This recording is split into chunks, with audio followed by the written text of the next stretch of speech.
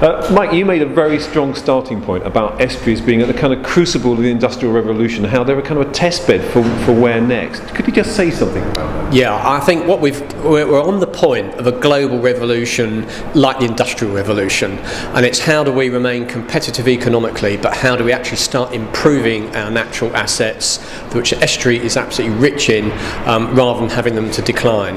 And this is about actually making sure we've got a long-term vision for the economy and the environment. You can have a world-class economy with a world-class environment, and in fact you can't have one without the other, and that is where we need to go next. And this requires a conversation that is forging new partnerships. We're up for talking with business as well as government, with other parts of civil society, and that's what we hope comes out of today.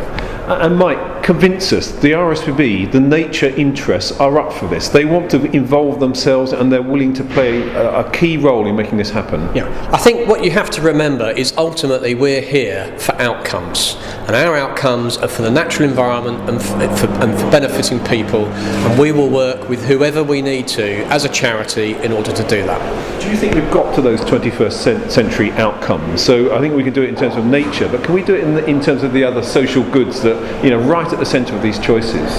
Well, we know already, because the fact that we have 1 million members says people are voting with their feet as to what is important to them, what they care about.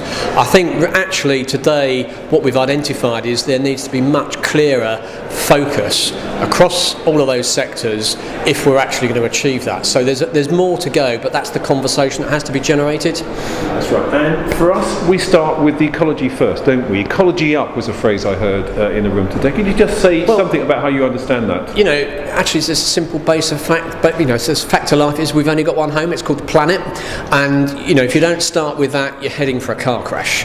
And that's essentially exactly in the estuary.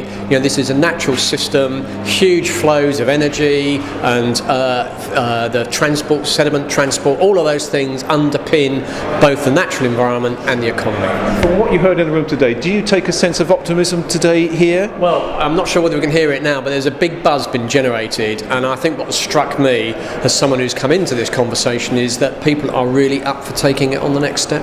Thanks very much, Mike. Thank you.